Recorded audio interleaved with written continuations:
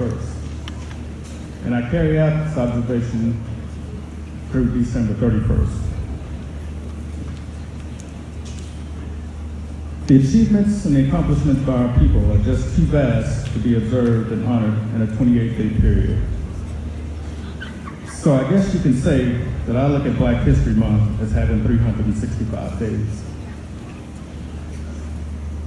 Black history should not be treated as though it is separate from American history.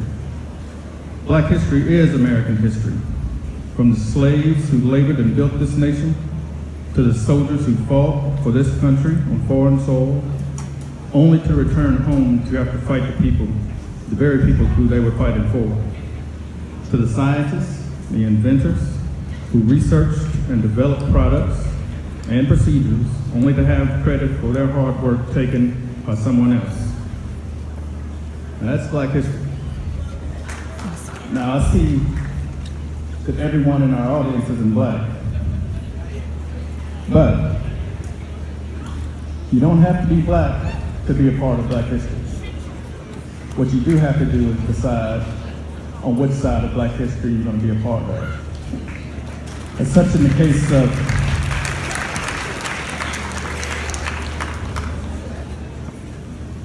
case of the two white freedom riders, Michael Schwerner and Andrew Goodman, who were murdered along with James Train in Philadelphia, Mississippi, as they were educating Blacks on the voting process and helping Blacks get registered to vote? Or do you want to be recognized on the same side of Black history as Cecil Price and Edgar Ray Killen, the two members of the Ku Klux Klan that were responsible for the murders of those three freedom riders?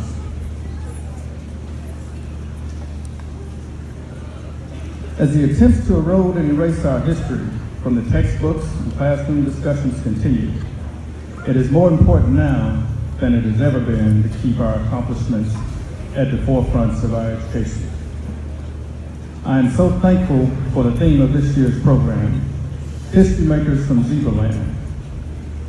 It gives us the opportunity to move away from what curriculum and mainstream media has tried to narrow Black history, and that is the celebration of 7 or 8 key figures.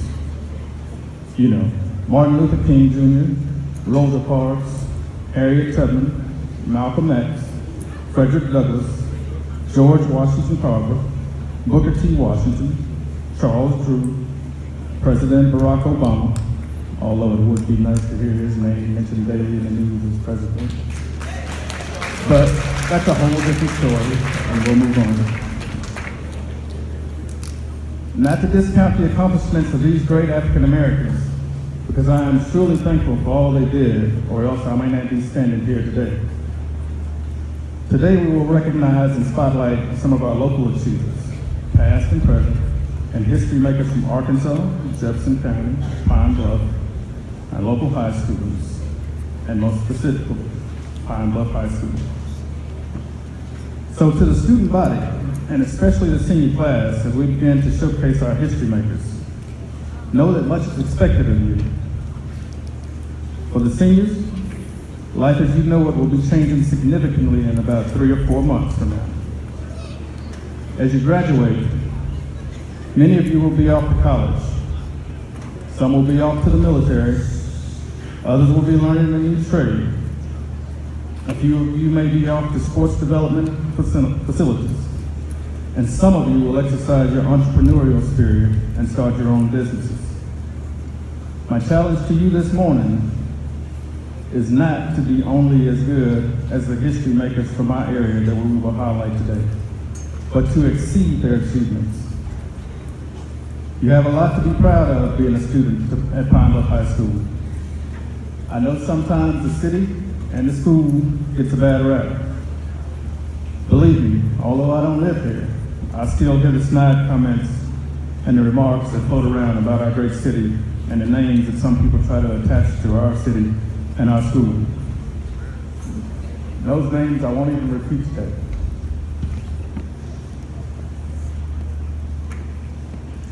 I'll just say to those people filled with negativity,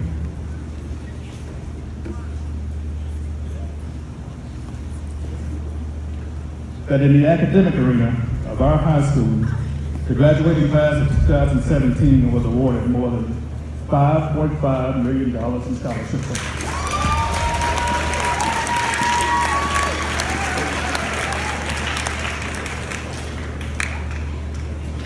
Pine Bluff High School has produced 14 Gates Millennium Scholars.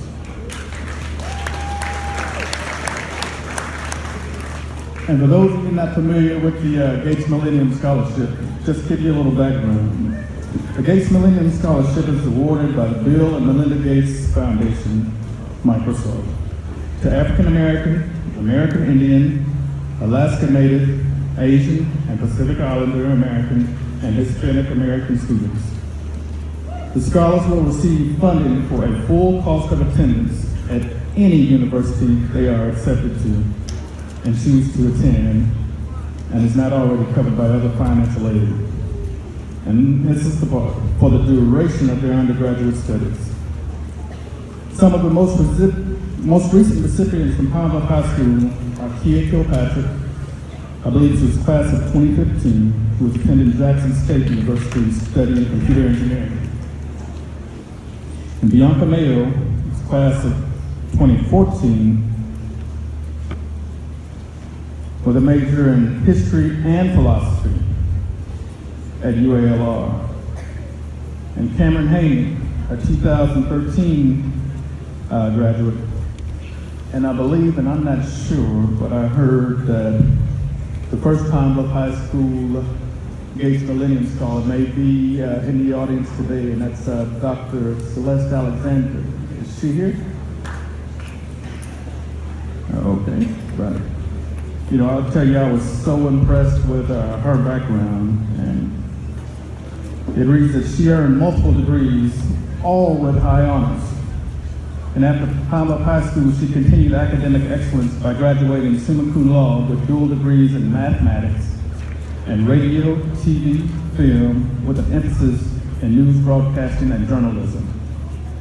She was the valedictorian of UALR's 2003 graduating class, receiving the Distinguished Whitbeck Memorial Award.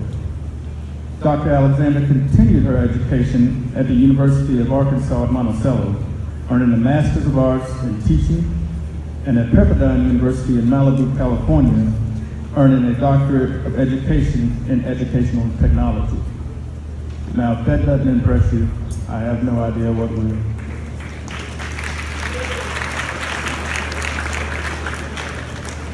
Now, all of that was extremely impressive to me, but the one thing about Dr. Alexander that impressed me more as I further investigated her background and investigated the backgrounds of the other Gates Millennium Scholars was that Kia Kilpatrick, in her background, it read that she was mentored and assisted by Dr. Alexander in gaining the Gates Scholarship.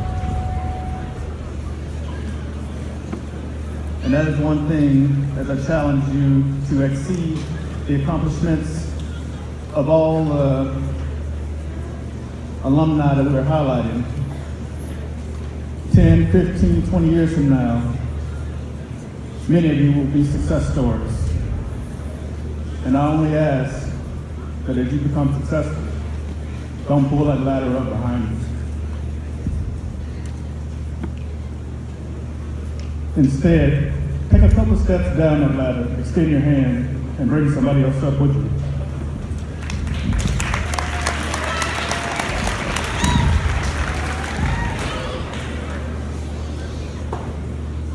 Now this brings me to a transition point. While remaining in the academic arena, let's put the spotlight on the educators. The previous statistics of the Gates Millennium Scholars and the scholarship funds earned are a direct reflection of the dedicated teachers that the Pine Bluff School District has developed.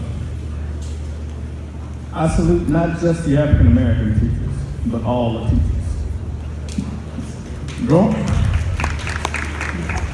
Growing up in the home of a public school educator, I know the countless number of hours and dollars that you put into this career outside of the 8 or 9 hours that you dedicate to students in the classroom daily.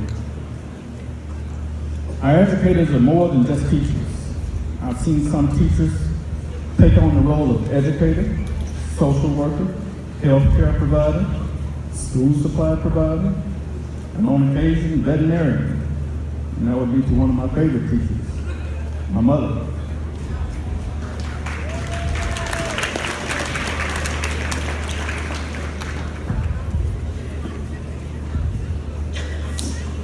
Sometimes she would wear all those hats in the same day and still take care of me. Now, one of the most dedicated Pine Bluff School District teachers and administrators I would like to highlight is a 1978 graduate of Pine Bluff High School and was an outstanding member of the Pine Bluff High School Phillies ladies basketball team. She has worn numerous hats in the district, starting as girls basketball coach, / teacher at Bel Air and Jack Roby Junior High School, eventually becoming assistant principal at Jack Roby and Southeast Schools, and principal at Southeast until it closed. And she currently carries the title of Chief of Staff in the Pine Bluff School District. And this educator is none other than Cheryl Hadley.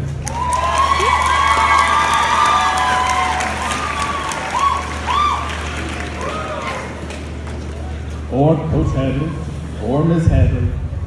Just depends on what time you came through the Pine Bluff School District, on how you address her or how you know her. For me, I just call her Aunt Cheryl or the number 2 zebra plan. Because she is one of the most loyal and dedicated employees of the Pine Bluff School District.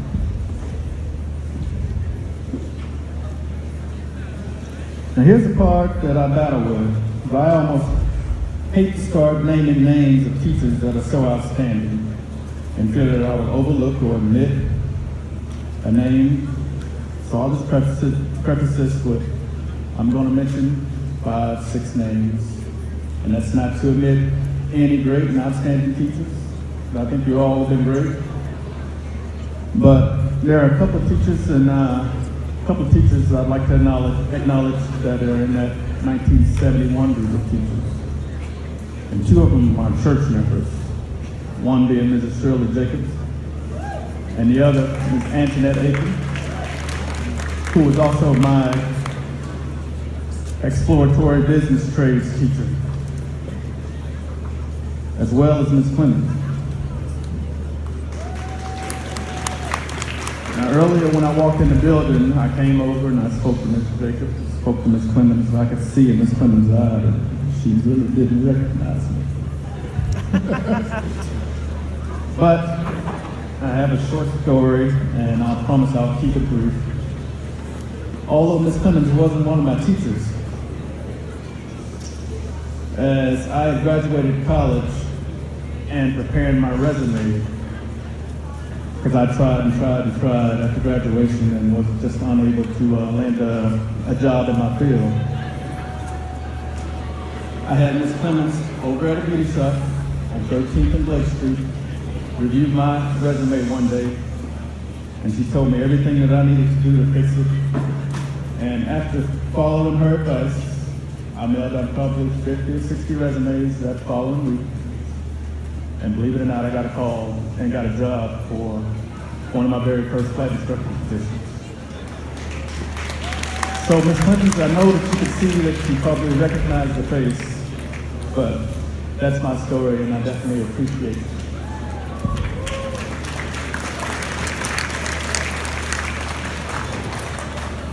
He said, and these teachers, I refer to them as generational teachers. You know, the teachers that taught your grandparents, your parents, and you.